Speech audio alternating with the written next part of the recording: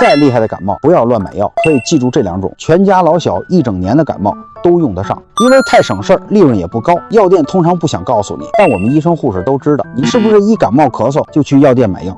每次都要花上大几百买一堆的药，什么中药、西药、退烧的、止咳的、消炎的、润肺的，五花八门。其实不用这么麻烦，家里备好这2种药就基本够用了。第一，平备，90%的咳嗽都用得上，小到感冒咳嗽、流感咳嗽，大到慢性支气管炎、支气管哮喘导致的顽固性咳嗽都能用，有清肺、化痰、止咳、平喘的作用。第二，布洛芬，像感冒引起的发烧、头晕、头痛就可以用，能解热镇痛，你都记住了吗？